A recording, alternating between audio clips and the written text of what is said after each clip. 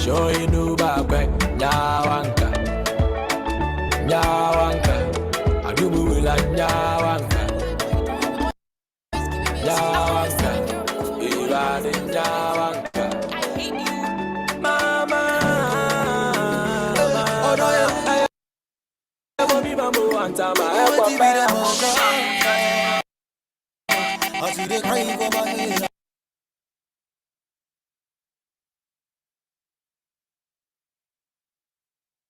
Welcome everyone. Good to see everyone. Thank you so much for being here. We are so excited to have you all with us today. We hope that you are doing well mentally, spiritually, ideologically, physically, in any aspect. We hope that you are healthy, resisting and fighting the imperialist propaganda that capitalism has been spewing out. And we hope that you are finding good relief in doing that, because that is one of the few things that keeps us sane in this world that we live in. So thank you so much for joining us today. We are so happy to have our comrade Ajamu back with us. We're so grateful that he was able to make it back safely. And we are in for a special treat, you all. We are gifted and fortunate to have the opportunity to hear from our comrade about his time at home on the motherland, or in the parent land of Africa. And so we are grateful, and we will start, as always, by acknowledging and giving a shout out to our Indigenous comrades. We thank you all, and we understand that your land includes the very tip tops of Canada, all the way down to the very bottom of Chile. Without you, we would not be here. And it is our mission as people within the All African People's Revolutionary Party to continue to spread the true propaganda about this, in fact, being Indigenous people's lands, again, from the very top of Canada down to the bottom of Chile. We acknowledge you, comrades. We see you, and we will continue to help you fight to get your land back, as we are grateful and humbled that you are doing the same for us. If you are just now joining us today, we welcome you to our Ancestors Voices, which is a weekly broadcast that is sponsored by the All African People's Revolutionary Party. The All African People's Revolutionary Party, also known as the A-APRP, is a revolutionary, independent, mass Pan-African political party that is based out of Africa. We understand that any African belonging to the African nation should be organizing with some organization that's working for justice, which is why we welcome any African person to join the A-APRP. And we insist on being based out of the continent of Africa, because that is our home. And that is where all of the problems that African people are facing, they are based and stemmed out of Africa. So if we get control of our land back as African people, these problems will not be existing anymore. The problem is we're not empowered because we don't determine what's being done and how decisions are being made. And so with that, we understand that if we were to address those issues, which means organizing on the continent, organizing at home, then that's precisely what the A-APRP has been doing.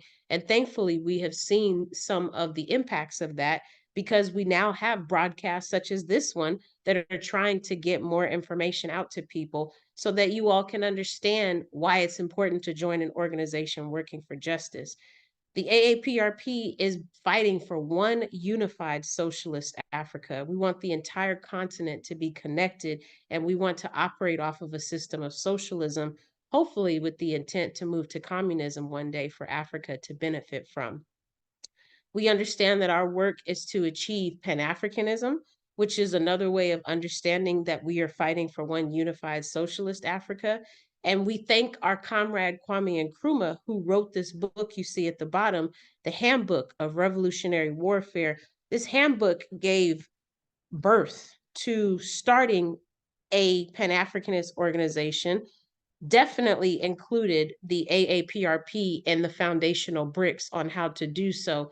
And so we're so grateful for Nkrumah, because without this book, without his steps, without his ideology and training to help us understand first how to create the A-APRP, and second, what all the entities that would come with that, we may not have had as much success with understanding why joining an organization is important, or being in a position to say years later, yes, I'm a member of work study. I am in an organization that's working for justice. And so this is where that book has kind of paved the way for us. And it's been a foundational tool for all people within the A-APRP. Lastly, this broadcast of our ancestors' voices is hosted each week by the All African People Revolutionary Party organizers, Comrade Ajamu Umi, who is a longtime organizer going on, if not more than 40 years, at least close to 40. And I am his biological and ideological offspring, Shukura Umi. I am definitely approaching February of this year will be 3 years that I've been in work study. So, woo, 3 years for my anniversary. I am a proud organizer that is a subcomponent of the A-APRP, and I hope to officially become a pre-cadre member one day so that I can call myself an organizer. But as for now, I am a proud work study member and working very hard to move to that next level, because this is what organizing is all about. So without further ado, comrades, I am going to silence myself so that we can hear about this amazing trip of Comrade Ajamu going home. Take it away. Thank you, Shakura.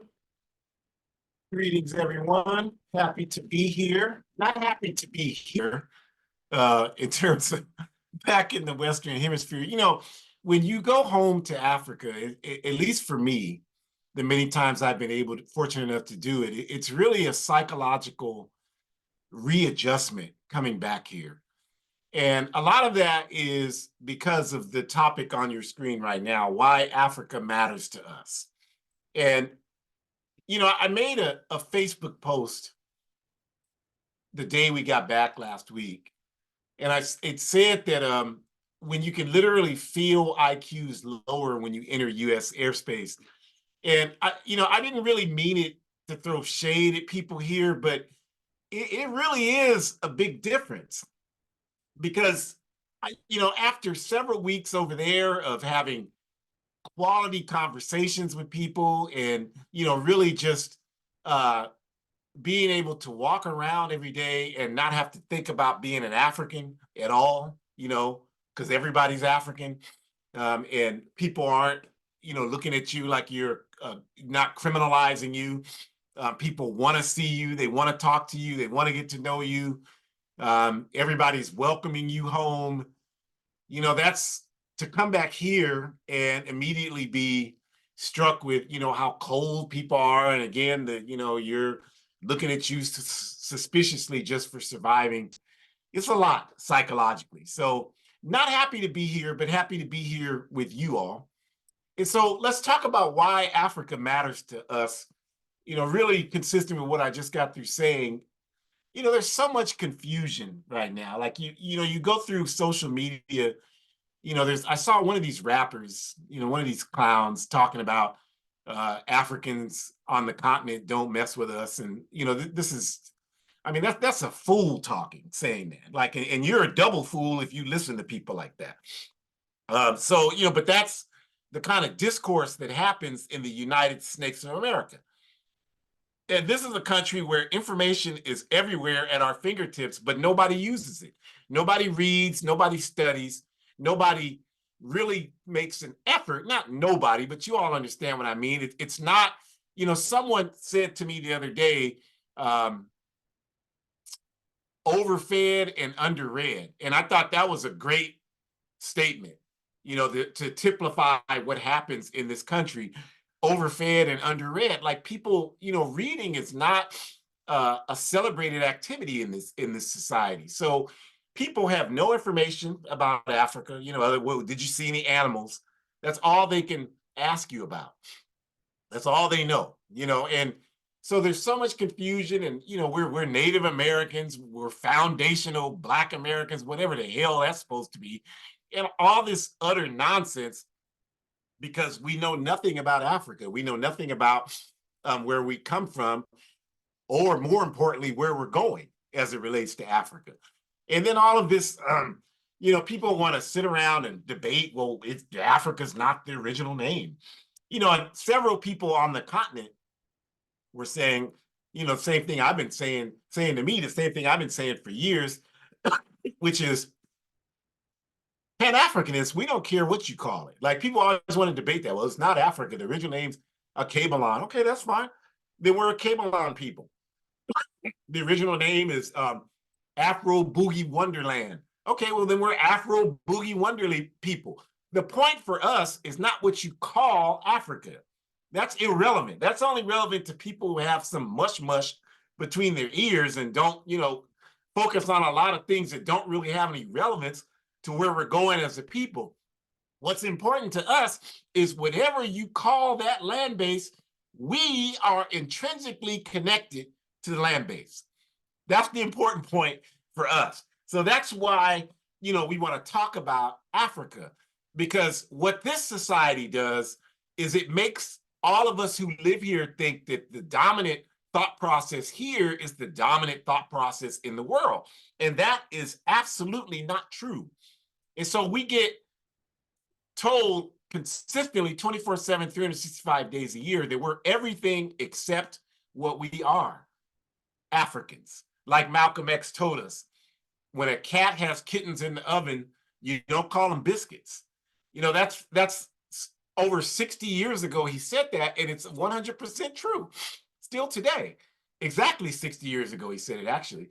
It's still true today. We are Africans. If you all vote and you want to call Africa something else, then we'll be whatever that something else is. We are not, that's not the issue, what we call it. The point is that we're making is that we are connected to Africa. Africa is primary to us. It's our national home. And as Africa goes, we will go, no matter where we live on the planet Earth. That is the point we want to make to any and everyone who will listen. That we're working for when we say one unified socialist Africa. Wherever Africa goes, we will go, right? So that's the first thing. It's just understanding that really, you've only been in the U.S. You're like a lost orphan child running around in the wilderness. We got to get you home so you can understand that you do have a place where you belong. Comrade. You met some random person from Nigeria or whatever, and that idiot told you that you don't belong in Africa, and so you want to believe them because I'm sorry. The audio is coming in a little muffled for me. Okay. Let's just make sure that we're doing everything we can here, because we want to hear what you're saying. Sorry to interrupt. It might be the internet. I mean, we'll just do the best we can. Thank you. It might be the police. Who knows, right? Like, we keep going. Can you hear it now? Yes, it's much better now. Thank you. All right. So, so just trying to make the point that it's very important that if you're in the US or in the Western Hemisphere, that we get you home to Africa so you can understand that you have a place. There is a place for you in the world. There is somewhere that you belong. You have a culture. You have a history. We're not just Black in wilderness of North America. That's not who we are. Although that's who everybody wants us to think that we are. Because if we think that, we'll do whatever everybody else wants us to do. And we won't have a focus to do what we need to do for ourselves. So that's the first point. The second thing is we just want to talk about, why we love Africa. And this picture, you all, is the sound still coming through okay, Shakur? Still good? It is. Okay, cool. This picture is of the Kwame Nkrumah Memorial in Accra, Ghana, the capital city of Ghana. Ghana is a country of about 25 million people. It's on the Gulf of Guinea in the underhang on the African continent, if you look at a map. And Ghana is 25 million people. Accra is a city of about 5 million, almost 6 million people. It's the capital city. Accra, the word itself means anthill because they're like 6-foot anthills. in Ghana, and that's what they're called. So this is the memorial to Kwame Nkrumah, who we always talk about, but who we'll talk about more in a minute. And these are the people that we went to Africa with. And this trip was important. I've been to Africa many times, and ancestors willing, I'll go many more times. But it was important because I was able to take my wife over, got married last year to a wonderful African woman, and was able to take her over. It was her first trip to the African continent, first trip home, and really wanted her to be able to experience Africa the way I'm talking to you all about it right now. And I think, she can speak for herself, but I think that she had a wonderful time getting reacquainted with the homeland. And so that's what we wanted to do. And this is what we're talking about when we talk about why we love Africa.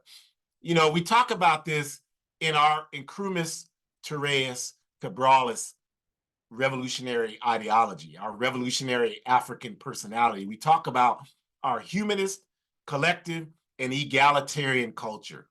And when you drive down the streets in Ghana or any part of Africa, you see that everywhere.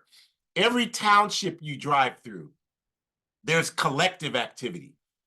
I was there during, so-called holidays, these people, December 25th and New Year's, right? And you see collective activities in the communities everywhere you go, because that's who we are. That's a part of our culture.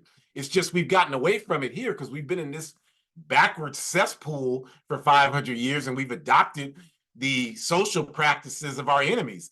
But when we're at home in Africa, you stop in a village and there's all these collective activities, drumming, there's food, there's people socializing.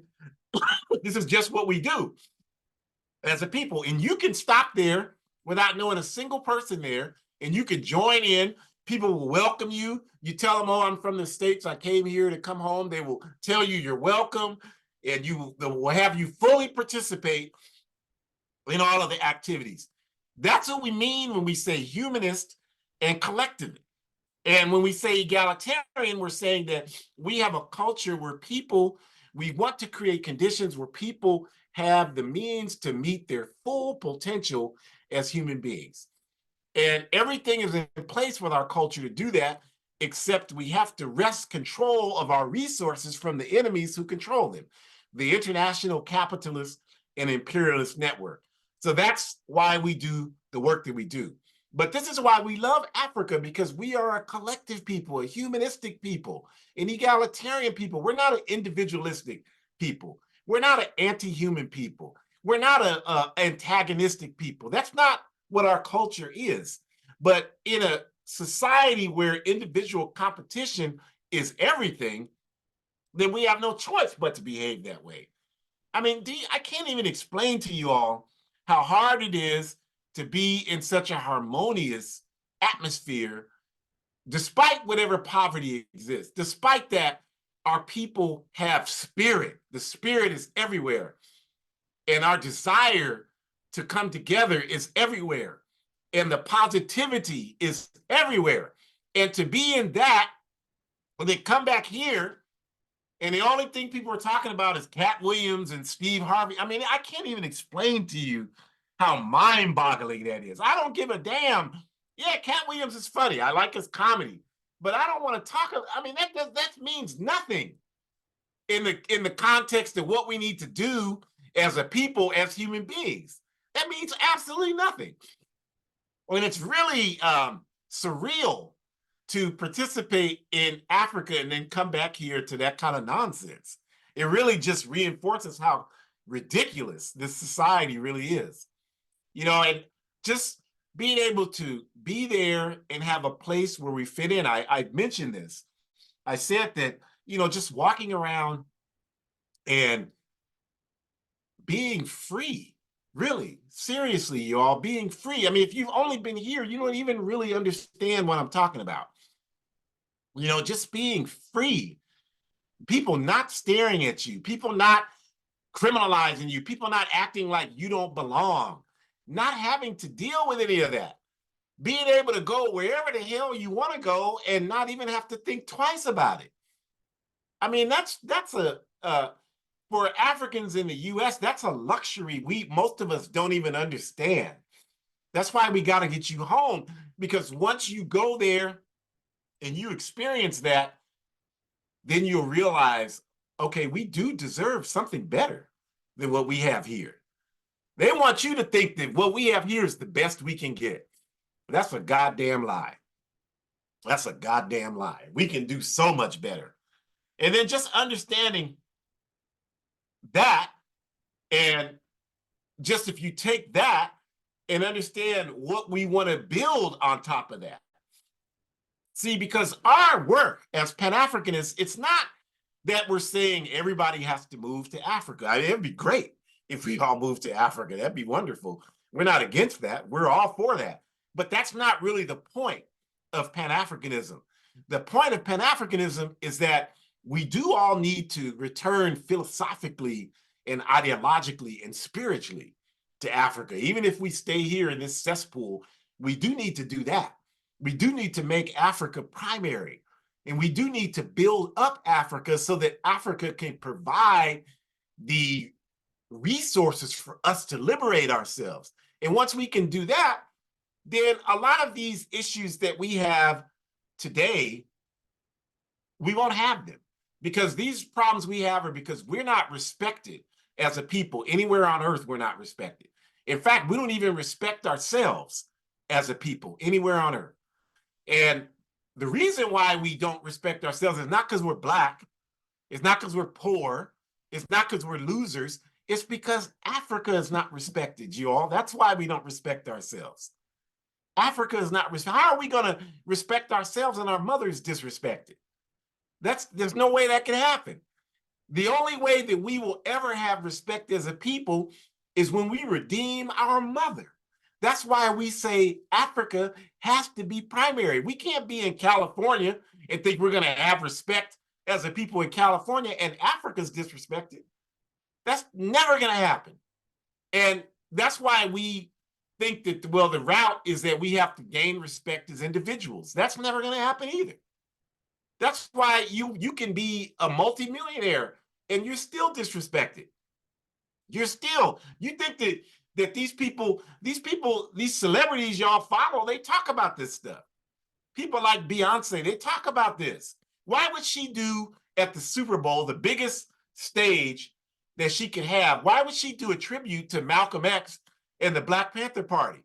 The only answer to that question is that because even she, with all her billions of dollars, understands that she's not free. So just having wealth in this backward capitalist society is clearly not the key to freedom and peace and justice. Clearly, it's not that. So that's why we're saying we got to have one unified socialist Africa. And just experiencing Africa gives you a snapshot into what we would have if we had a free and liberated Africa. Not saying it's going to be easy to achieve that. We know it's not going to be easy. But what else do you have to look forward to? I mean, is the argument that, well, we don't need to fight for that. Instead, what we need to do is keep electing crackers or wannabe crackers every 4 years and just hoping that they can somehow show us some humanity. They haven't done it in 531 years. But maybe if we do it another 531 years, hopefully one of those crackers and wannabe crackers will show us some love and humanity. I mean, you got to be out of your mind if you're telling me that that's what I need to commit my life, blood, and energy and practices to. There's no way in hell. No way in hell. Because I know that all of the wealth in this society is based on exploiting Africa. All you got to do is go over there. You can see it with your own eyes. How the hell is Ghana producing 75% of the cocoa that is consumed in chocolate products in this country, a poor country, producing gold and diamonds? It has so much gold that it used to be called the Gold Coast. How is that a poor country? That is not a poor country. That's a country that's being exploited for its wealth. And we can tell you the same thing about all of Africa.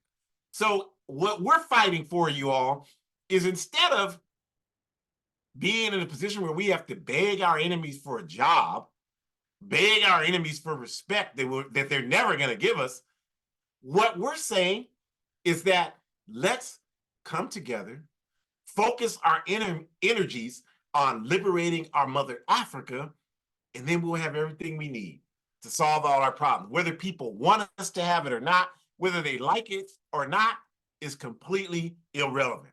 We'll have it. And that's why we love Africa, because Africa speaks to all the potential each and every one of us has as an individual to develop and become the full human beings that our ancestors wanted us to become.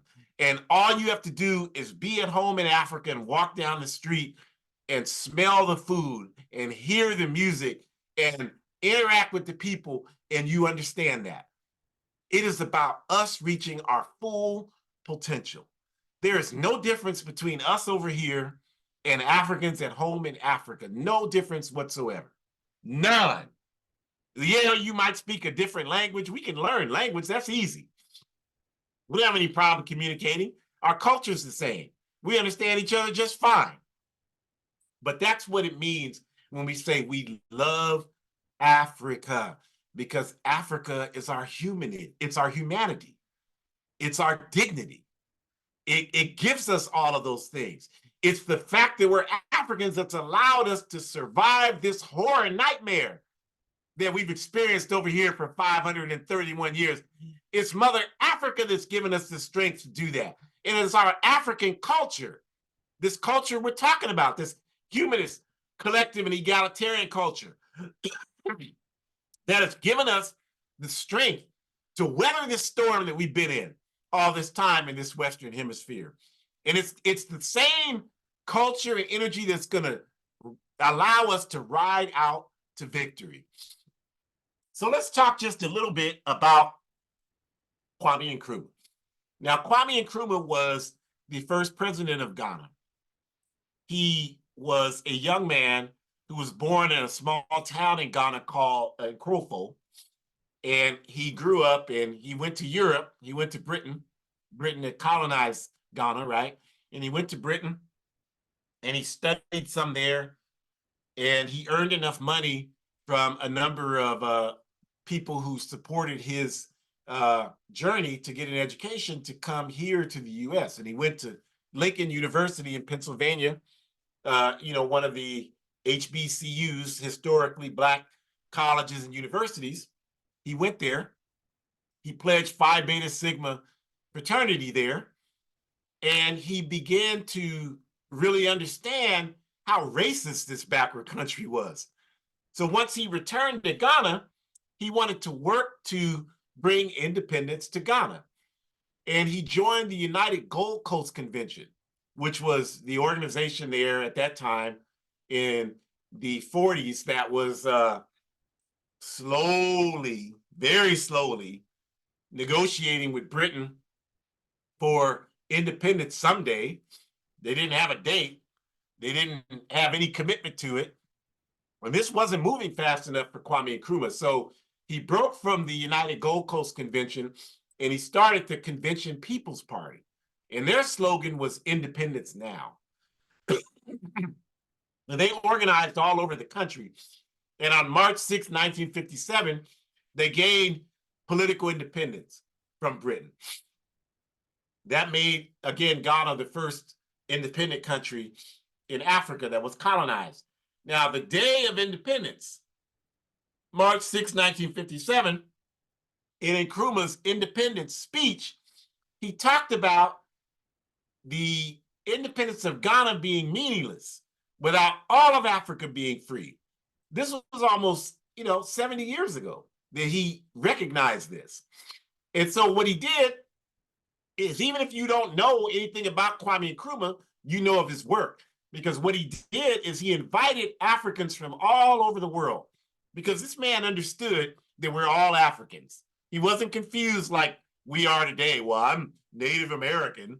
I'm American Negro. I'm foundational Negro American. I'm foundational Coon. He wasn't confused with all this nonsense. He understood 70 years ago that we are all Africans. The fact that they colonized us and put us in slave ships doesn't change any of that. As Malcolm told us, when cat has kittens in the oven, they don't come out biscuits.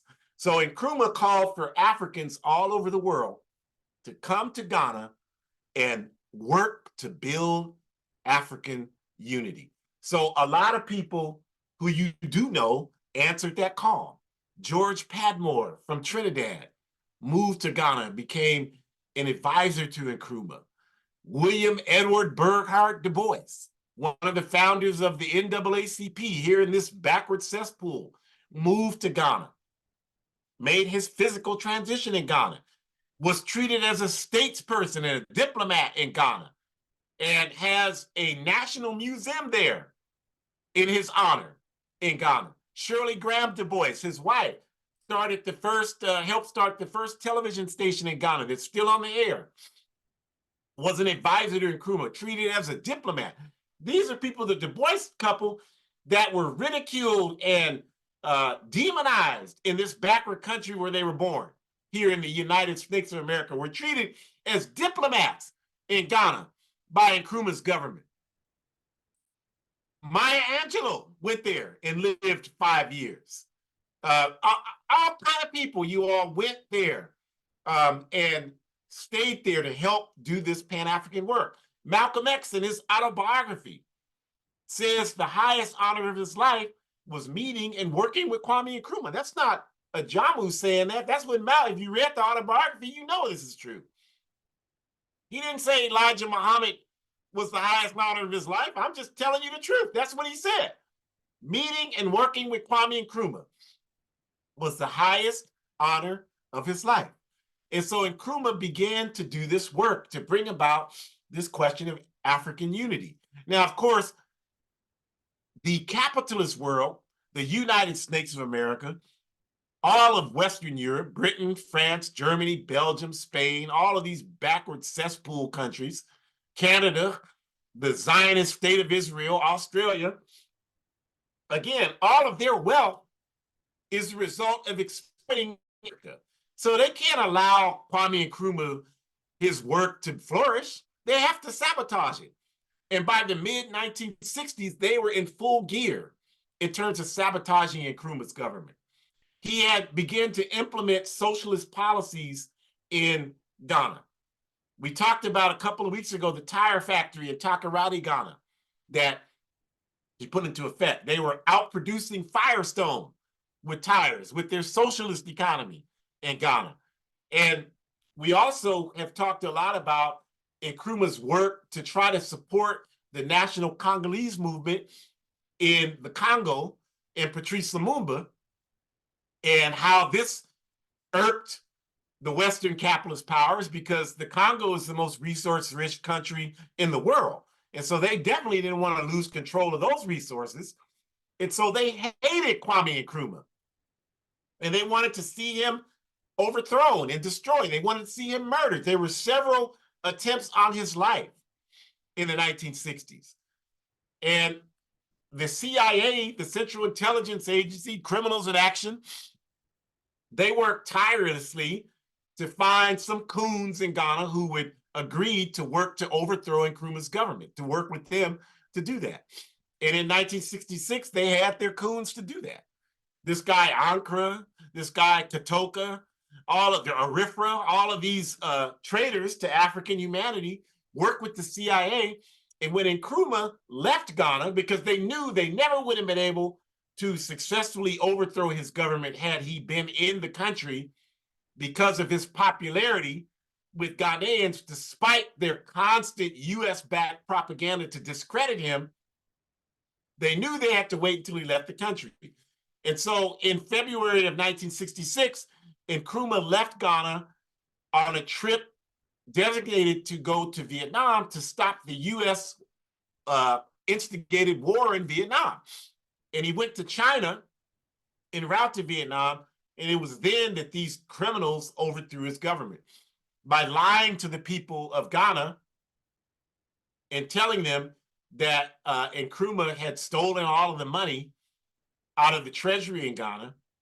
And you should know that now today, it's been proven what we've been saying for decades, that Nkrumah didn't take a nickel from the Ghanaian treasury.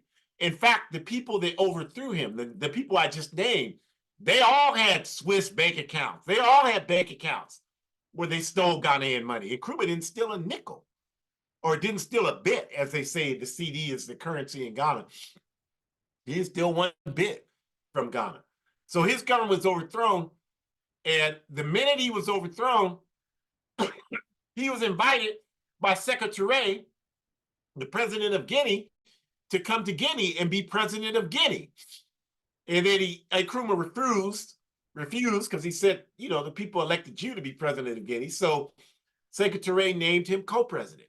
So he's the only person in history, Nkrumah, to be president of two different countries. And he stayed co-president in Guinea from 1966, after the coup d'etat in Ghana, until Nkrumah's physical transition in 1972. And, you know, I think we'll do a whole story on Nkrumah's physical transition, because I believe, a lot of people believe, that the CIA eventually killed him in Guinea. And I have a lot of information I like to share about that I've researched, that we'll do in a separate show. But the point here is to illustrate the fact that during the time in Guinea, two things. One, once Nkrumah's government was overthrown in Ghana, Guinea kind of picked up the slack, along with Algeria and Tanzania, as being countries that would carry on the liberation struggle, right, for African unity. And so Guinea had the African Party for Independence of Guinea-Bissau, from Guinea-Bissau, Amilcar Cabral, staging their fight to run the Portuguese out of Guinea-Bissau, operating out of Guinea-Conakry. And then now, Sékou Touré had invited Kwame Nkrumah there. And we mentioned that because at that time, when Nkrumah's government was overthrown, Pan-Africanism, I would argue, was at its weakest. It was at its weakest. And so that's why I have on the screen, they cannot write Sékou Touré out of our history. Because had Sékou Touré and the Democratic Party of Guinea not invited Kwame Nkrumah to Guinea to regroup, to write what I would argue are two of his most important books, The Handbook of Revolutionary Warfare and Class Struggle in Africa, which he wrote during those years he was in Guinea. Had Sékou Touré not allowed the PAIGC from Guinea-Bissau to stage their fight against the Portuguese out of Guinea-Conakry, then the conditions would not have been there for Nkrumah to invite young Stokely Carmichael to Guinea-Conakry. He already had Amilcar Cabral there, I just mentioned that, and it was Kwame Nkrumah, Kwame Touré, who was then Stokely Carmichael, Amilcar Cabral, and a young African from Gambia called named Lamine Janga, and some other people who formed the first work-study circle for the All-African People's Revolutionary Party in Guinea-Conakry in 1968. And if that had not happened, then I know my life more than likely would not be what it's been for the last 40 years, and a whole lot of other people. And the work that we've been able to do to bring about the vision of Kwame Nkrumah may not have happened the same way. So we thank Sékou Touré and the Democratic Party of Guinea for inviting Kwame Nkrumah to Guinea after the CIA overthrew its government in Ghana. And so that's just important history for you to know, because just because they overthrew him, that did nothing to stop our momentum. In fact, we're farther ahead now than we were in the 60s. We don't have the state power that we had, but we definitely have a strong foundation that we're building on the ground all over the African continent. And that's what eventually is going to be the thing that leads us exactly where we want to go. So the bottom picture is in the memorial. I showed you the picture with all the people in the previous slide. That is the grave site of Kwame Nkrumah in Ghana that we visited. And the interesting thing about that is when Nkrumah died in Guinea, at that time, Kwame Nkrumah was persona non grata in Ghana. His books were banned in Ghana. The propaganda against Nkrumah was strong. The first time I went to Ghana 33 years ago, Kwame Nkrumah was, people didn't even want to talk about Nkrumah in Ghana. And so he was secretary in the Democratic Party of Guinea. They buried him in Guinea. And then several years later, as people began to understand the lies that were told about Nkrumah, then the people of Ghana wanted him back, his remains back in Ghana. So his remains were sent to Nkrofo, where he was born, and there's a memorial there for Nkrumah, which I've been able to visit on a previous visit to Ghana. And then now they've built this big memorial that I'm showing you here in Accra, close to Independence Square. And so, we have to talk about the transatlantic slave trade. And there's several myths about it that we have to address because people, again, there's all this confusion. Well, Africans in Africa don't care about the Africans over here in the Western Hemisphere. People here say that, there's so much confusion that's just dominant inside the heads of Africans in America. It doesn't exist anywhere else in the world except inside the heads of Africans in America. And the reason why it exists inside the heads of Africans in America is because at the present time, the foundation of the international capitalist system is the United States of America. And as I've said a million times, the wealth of the capitalist system derives from exploiting Africa. So obviously, if you understand all of that, the biggest threat to the United States of America are the Africans who are in America. So they have to keep telling you that you're not African. You don't need to worry about Africa. You don't need to be concerned about, they don't care about you over there. They know you're not going to most of us are not going to take any time to investigate it for ourselves. We're just going to listen to them because that's all we know how to do. And so this has worked effectively for hundreds of years now. But the reality is different than that. And the picture on the bottom left is a museum that we went through between the Kumasi region and Cape Coast in Ghana. And what you see there are almost 4,000 heads, sculpted heads, that these artists there have put in the ground, and they put some in the water. And it is, when you go in there, they don't want you to talk. They don't want you to do anything except feel the spirit of it. These heads, you all, are representative of every African that was stolen from Africa. That's what this tribute is for. This is a tribute for those of us who live over here in this cesspool Western Hemisphere. There's a duplicate display in Alabama, but this is the original one in Ghana. And so stop saying Africans in Africa don't care. I've seen tributes like this all over Africa. So stop saying that. You don't know what you're talking about. Pick up a book. Do that dirty four-letter word, read, and stop being so comfortable and happy to be so stupid and ignorant, and learn your history. Because I'm telling you, they are putting game down on you. They are putting game down on you. And so the core of the slave trade, they will tell you, is Africans selling out Africans. That's what they want you to believe, because then it takes them off the hook. But that's not, look, if you want to understand how to refute that stupid argument, all you have to do is think of it like this, you all. Look at the world today. Look at who's in control of the world. Look at who controls all the wealth and all of that today in the world today. And how much of what you see today is the result of Africans selling Africans into slavery? None of it. Nothing today is a result of that. There's not a single institution that you could name to me and say, oh, that resulted because Africans sold Africans into slavery. Not a single one. But if you look at the European colonization of Africa and their management and ownership of the transatlantic slave trade, there are too many institutions to count. that today are the result of that. The entire banking industry started from seed money from our ancestors being enslaved. The insurance industry started from seed money of our ancestors being enslaved. I could go on and on. So this argument that they're trying to get you to believe that Africans sold Africans in slavery, so you can't talk about slavery, that's just a distraction, you all. Without question, irrefutably, the European colonization and enslavement of African people built up the wealth of the Western empires in 2024 and beyond. That's all we care about. I don't care about one Negro that had 3 Africans. That has nothing to do with what's happening in the world today. I don't care about one indigenous person that had 4 Africans.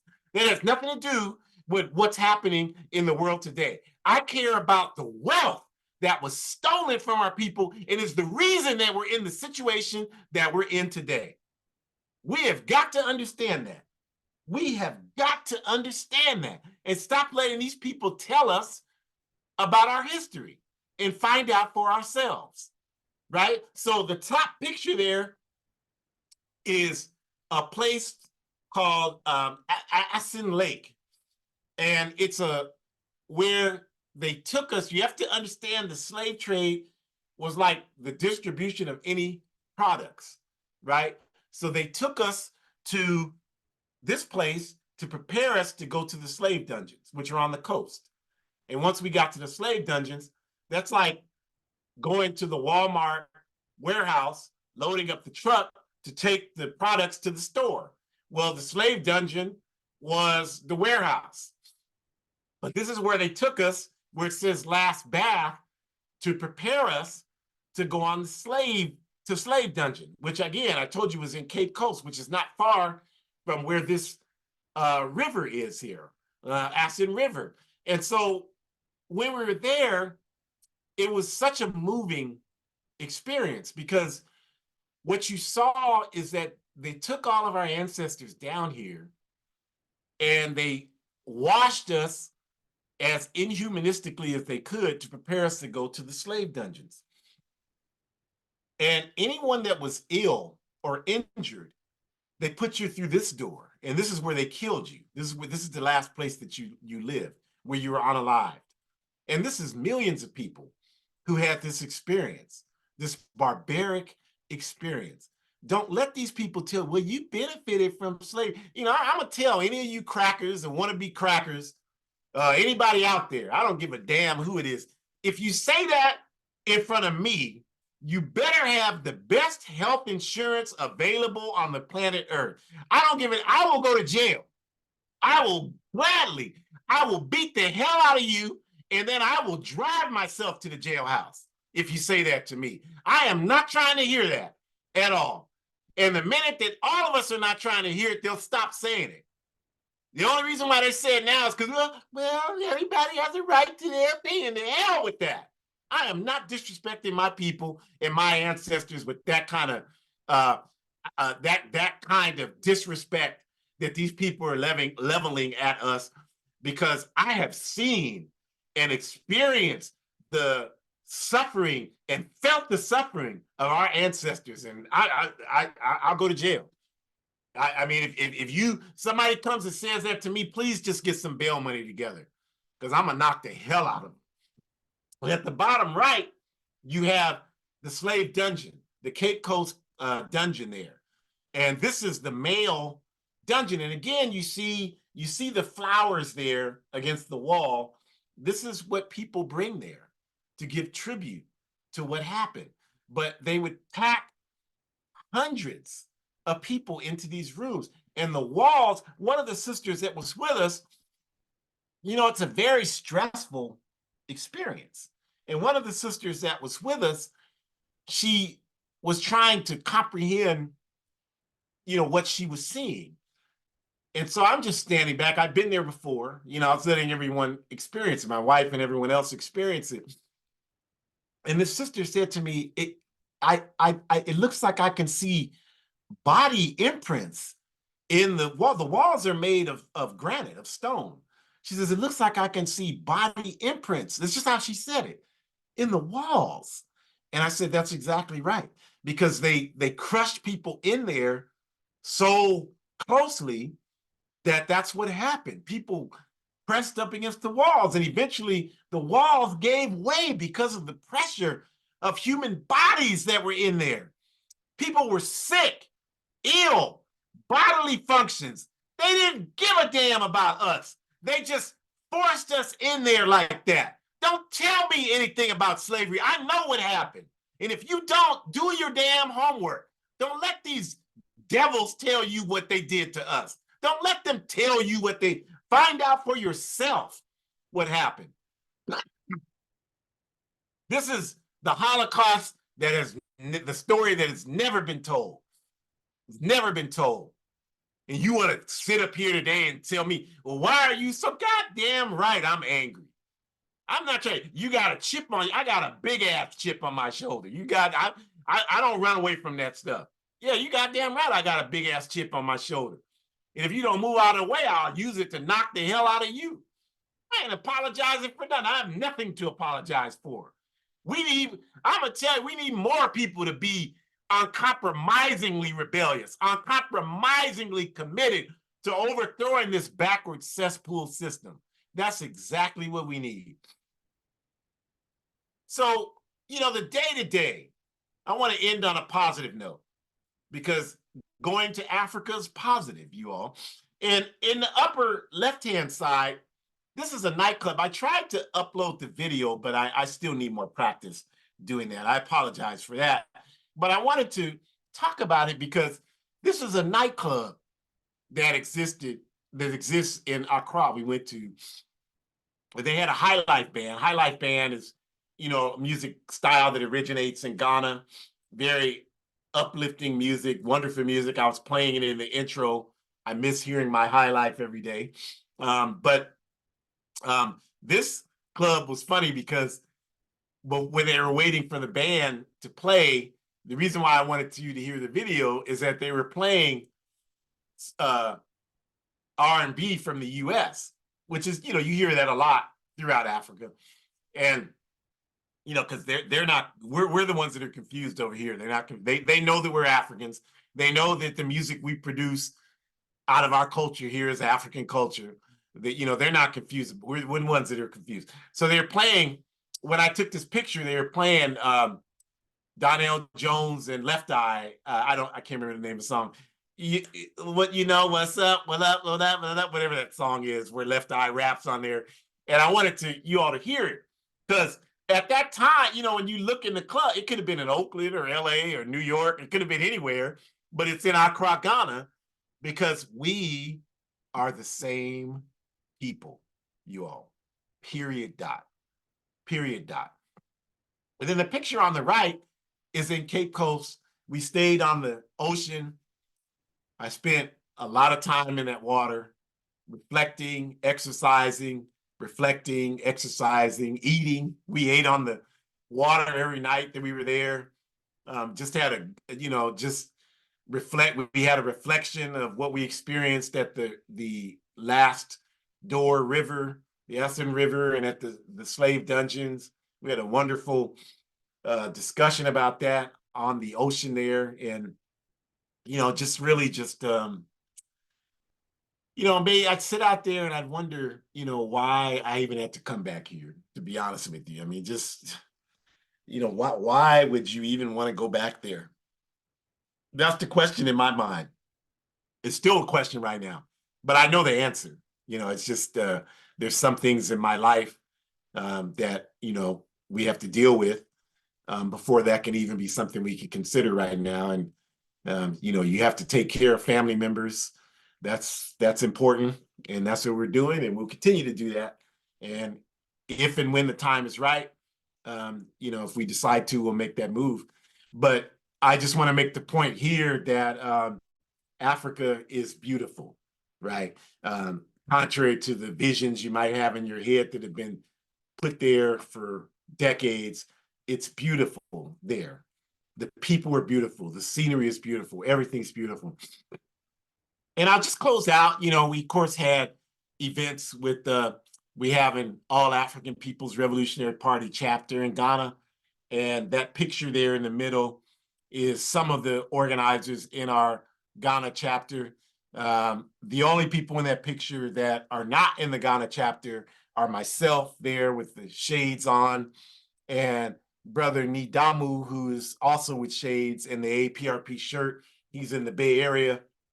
And then the brother in the black shirt, second to the right, brother Kwame, is in our Canada chapter. And what was cool about that is that I didn't even know brother Kwame before this trip, but he just emailed me and said, hey, you know, I heard you say on our Ancestors Voices that you're going to be in Ghana, and I'm in Ghana. Is there anything, the party do anything? I'm like, yeah, we're having a get together. So he ended up there. So that was cool. Excuse me, got to meet him and all of the local Ghanaian comrades in the A-APRP there. We had nice food and discussion there. And then in the bottom right, the last day we were able to visit my big brother, Baba Sekou Neblet, former SNCC member, former Black Panther Party field marshal, longtime All African People's Revolutionary Party cadre. My big brother. You know, you talk about supporting your troops. That's one of our troops right there, you all. That's who you should be looking at as one of your troops, not somebody that served in the imperialist mercenary U.S. military. I don't care if it was your mama, your daddy, or you. That's what it is, an imperialist mercenary U.S. military. Did nothing to fight for you. This African put his life on the line fighting for you. If you value voting today, this is one of the people that got his head beat so that you could do it. So how the hell are you? Well, thank you for your service to some mercenaries, and you don't even pay any attention to the people who sacrificed their life for you. So that's why I have his picture up there, because while he's here among us, you should make it your business to find a way to Ghana to say thank you. Thank you for your service. Thank you for your service, because that's the service that really serves your interests. And so, you know, I'll just say, I've said this many times. I know only about 22% of the people in this country have passports, because nothing in this country encourages people to travel. Because again, they want you to think everything you need is here. So why would you need to go anywhere else? As long as they can get you thinking that, then you'll think that this is the best you can do, because you don't know anything else other than this. So they got you right where they want you. But what we want to say to that is you should definitely travel home to Africa, Africans. And what I want to say about that is we want to help you, because I know you think that, because I said 22% have passports, and less than that, you know, only about 9% of Africans in this country have passports, active passports. I want to help you. If you're interested in going, don't waste my time. Okay, if you just want to talk about it and you're not going to do anything, don't waste my time. And trust me, I've been doing this work long enough. I know when somebody's just talking and not going to do anything. So I will tell you, I think you're wasting my time. I'm not going to, you know, do that with you. But if you're serious and you really want to do something and you want to go home, then I'm putting out my time to help you. I'll help you with your passport process if you don't have one. I'll link you with people at home in Africa so that you can go. We'll help you figure out how to do it. It's not nearly as expensive as you think it is, okay? And you can get there and have this experience, because the more of us that go, that's the best way to break down all this misinformation about who we are as African people. It's the best way to do it. Nobody over here goes to, there's a few people, but some people are beyond hope, right? But 99.9% of the people over here who go to Africa come back, and a lot of this misinformation has been defeated forever in their minds. So that's why we want to do that. So we want to thank you for joining us today. We hope that you got the spirit of what we were trying to convey about our culture, our history, and, you know, most importantly, where we're going in the future. because Africa is a part of our future, no matter where we live on the planet Earth. It doesn't matter whether we know that or not, or whether we agree with it or not. Our future is inseparable from the future of Africa. And on that note, we want to ask you to join us next week. We're going to be talking about the current situation in the Congo, because again, the Congo is in perpetual crisis because it is the most resource-rich area on the planet Earth. And these, excuse me, these crooks are trying to get control of those resources. So join us next week. You can look at the QR code at the top. It has all our programs. The Forward Ever Shop. Go to Hood Communist. Join the All African People's Revolutionary Party, AAPRP-intl.org. Burkina Books in Burkina Faso, our work on the ground for the All African People's Revolutionary Party, the bottom right QR code. Do that, please. Support that effort. Tell people about my book, A Guide for Organizing Defense Against White Supremacist, Patriarchal, and Fascist Violence. I'm back in the fascist empire of the United States, so I've got a lot of anti-fascist work planned, and this is how we fund that work, through proceeds from my book, so please help in that regard. We appreciate each and every one of you. We hope you got a lot out of this today, and reach out to us at abetterrel.me if you want information about how you can get home to Africa. Forward ever, backwards never. Enjoy the rest of your Sunday evening.